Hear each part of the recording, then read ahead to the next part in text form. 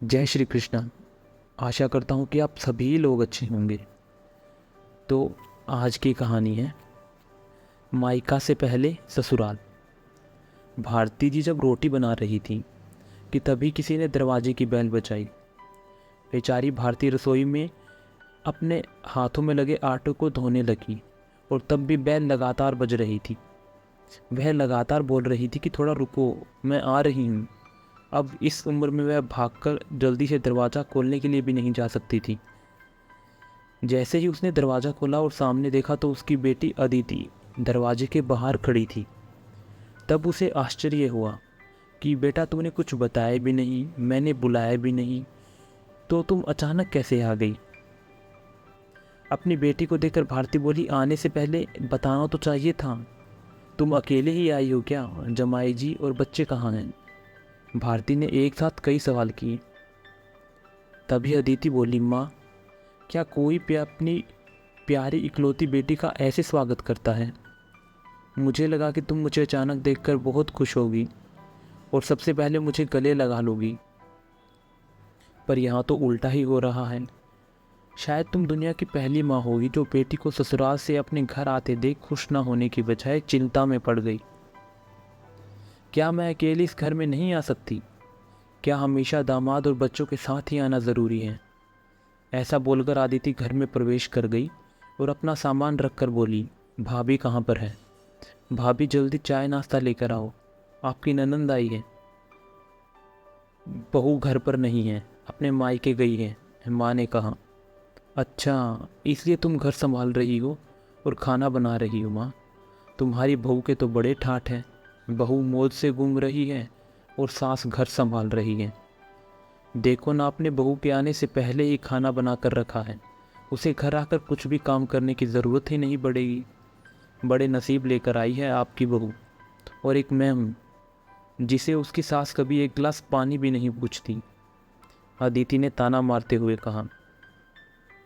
तभी अदिति की माँ ने कहा, बेटा, प्यार और इज्जत ऐसी चीज़ है जो हम पहले किसी को देते हैं, फिर उससे अपेक्षा रखते हैं कि वह भी हमें वापस दे। माँ ने उसे समझाते हुए कहा। माँ ने कहा, ये हर एक लड़की को अपने ससुराल में जगह बनानी पड़ती है, वहाँ कुछ भी आसानी से नहीं मिलता। तुम अपनी सास से एक गिलास पानी की अपेक्षा करती हो तो तुम उनकी बहू हो। तुम बहू हो, फिर भी तुमने कभी उन्हें एक गिलास पानी दिया है क्या? तुम शादी के बाद ससुराल में कितने दिन रही हो? जब तुम्हारे मन को लगा तब अपनी बैग भरी और सीधा मायके चली आती हो।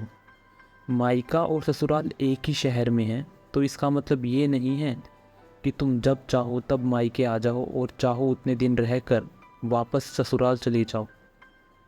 मायके में भी बेटी को मान सम्मान तभी मिलता है जब बेटी ससुराल का मान सम्मान रखकर मायके में कुछ दिनों के लिए आती है। ऐसे हर रोज बिन बुलाए कोई कारण ना होते हुए भी कोई बेटी मायके आती होगी तो उसको साधारण पूछताछ भी कोई करता नहीं होगा। और तुम मेरी बहू को बोलती हो ना, तुम तो मेरी बहू की बराबरी ही मत करो।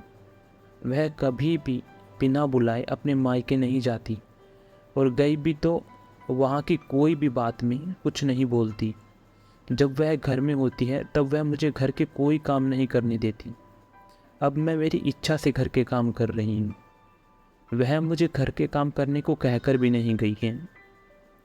अपनी बेटी को माँ के सिवाय अच्छा कौन समझ सकता है? मुझे तुम्हारा स्वभाव अच्छी तरह पता है। तुम्हारे ससुराल में सब लोग अच्छे हैं, तुम ही उनके साथ मिलजुल कर रहना नहीं चाहती। ससुराल तो ससुराल होता है और मायका तो मायका होता है। मायके में घर का काम अपनी मर्जी से होता है। ससुराल में सबसे पहले सबका दिल जीतना पड़ता है, सबको अपना बनाना पड़ता है। उसके लिए छोटों से लेकर बड़ों तक सबको प्यार करना पड़ता है। सबकी पसंद नापसंद का ध्यान रखना पड़ता है। सबसे प्यार से बोलकर सबको उनके घर के कामों में मदद करनी पड़ती है। तभी सब लोग घर में आई नई बहू को स्वीकार करते हैं, उसे अपना मानते हैं। तुम जिम्मेदारी लेने के लिए तैयार ही नहीं हो, इसलिए रोज रोज मायके चली आती हो और यहाँ आकर भी वही करती हो। अभी की बात देख लो, घर में कदम भी नहीं रखा उतने में भाभी को ऑर्डर देना शुरू कर दिया। भाभी, मुझे चाय नाश्ता लेकर दो। वह व्यक्ति घर में है या नहीं, वह कैसी है, उसकी तबीयत कैसी है, वह पूछना भी ज़रूरी नहीं समझा तुमने। घर में आए मेहमान की मेहमान नवाजी होती है, पर उनका बर्ताव, बोलना सामने के व्यक्ति को पसंद आया तो मेहमान नवाजी ना मांगते हुए पूरी होती है। पर तुम्हारा ऐसा बर्ताव मुझे ही पसंद नहीं आता, तो तुम्हारे ससुराल के लोगों को कैसे पसंद आएगा। तुम बोलती हो ना कि मेरे बहू के तो ठाठ हैं, तो वो बात सही है। उसने यहाँ हमारा दिल जीत लिया और हर एक के दिल में खुद की जगह बनाई है। वो रोज़ रोज़ तुम्हारे जैसी ससुराल के लोगों के साथ झगड़ा करके मायके नहीं जाती। इस वजह से ससुराल और मायका दोनों जगह उसकी इज्जत होती है। जब तक उसे अपने मायके से बुलावा नहीं आता तब तक वह वहाँ नहीं जाती। आज माँ ने ही अपनी बेटी को उसके बर्ताव के दोष दिखाए, क्योंकि उसे लगता था कि अपनी बेटी को अभी नहीं समझाया तो वह कभी नहीं समझेगी। तब तक बहू भी घर आ गई। उसने अदिति को देखते ही बोला, अरे दीदी आप कब आई? मुझे फ़ोन किया होता तो मैं जल्दी घर आ गई होती ना। इस पर अदिति बोली, नहीं भाभी, मैं वापस जा रही हूँ। अभी ही मेरी सास का फ़ोन आया था, उनके सीने में दर्द हो रहा है, मुझे वापस जाना है, कल आऊँगी वापस यहाँ। यह बोलकर अदिति अपना सामान लेकर चली गई। तभी उसकी भाभी ने उसे रोकने का प्रयास किया, पर उसकी सास ने ही अपनी बेटी को रोकने के लिए मना किया और अपनी बहू को बोली, बहू जाने दो उसे, पहले अपना घर संभालने दो, उसके बाद उसे मायके में आने दो। तुम भी किसी के बिना बुलाए मायके जाती हो क्या? तब भी बहू समझ गई कि सास ने उनकी बेटी को जीवन का पाठ पढ़ाया है। काफ़ी महीने हो गए, अदिति का फ़ोन नहीं आया था।